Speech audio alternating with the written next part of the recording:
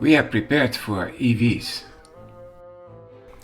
What will you do when the government will ban the cars in the EU in 2035 with a thermal engine? EVs will come with the hundreds. You will see. If we do nothing, they cannot do anything and the deadline will be postponed. Well, thank you for that brilliant solution.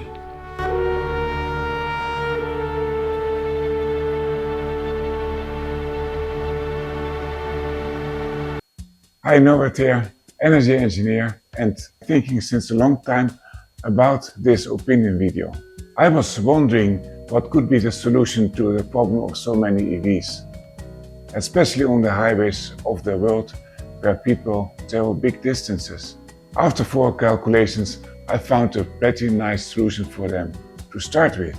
As I am 33 years active in this area and I had many occasions where I had to defend my viewpoints, so I could imagine what the devil's advocate would have to say to this idea.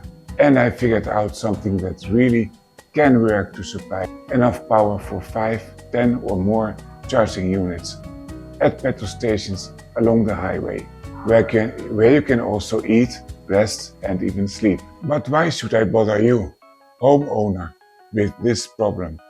First, because I guess you as traveler have visited a lot of gas stations along the highways for work or holidays.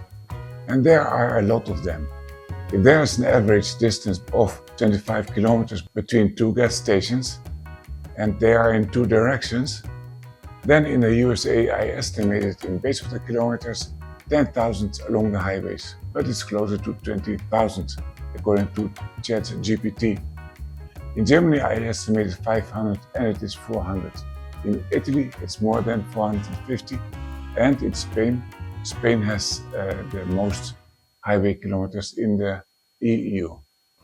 Second reason is because there is a deadline in the EU at 2035 for the production, no, even the sale of cars with a thermal engine, in order to have no fossil fuel cars left over in the magic emission zero year of 2050.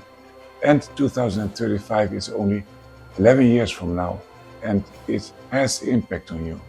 Third reason is because you certainly want to find an available charger during your work or holiday trip along the highway. If everyone is staying there for 1 hour in order to get 350 kilometers into the battery, you want to find more chargers than today there are gas pumps, where you drive away already after 3 minutes. In a few words, my solution is this. A CHP, that is a combined heat and power system. That is a very large diesel engine that creates much more useful energy from 1 liter of diesel than a car engine does, more than double. That is because it uses also the heat that is discarded by cars. From one side it creates enough electricity for 5 to 10 charge points. From the other side it gives a lot of heat that can be used for the restaurant or the motel during winter. And during the summer this heat can easily be transformed in an absorption chiller into cooling. Now to the engineer of the highway petrol stations, I have seen this technology often in industry. It's no rocket science. This heat or cold can be stored in water so that you don't have to use this heat or cold at the same time that the EVs are charging. I will explain it later in the next video in more detail. I tried to put the idea under the attention of one of Europe's big highway companies, but with no success. The 2035 deadline was not yet there When I met this indifference. So now, with this deadline in sight, I submitted to a wider audience, considering that there are so many kilometers of highway in the world. And the EV fleet is really going to flood its gas stations and the restaurants. So please, give your comments here below. There's space enough. The comment area is longer than the highway from Amsterdam to Rome. And now to the homeowner. Let's start the energy transition from the bottom That's us, normal folks. If we wait for the big organizations, we will be too late to save the planet. They, the big organizations, have a hard time to survive other problems. But after all, they need us to make the energy transition happen. Please hit the subscribe button. That will be like a vote to the energy transition from the ecologic aware citizens. The same citizens, you and me, that are using the highways of the world.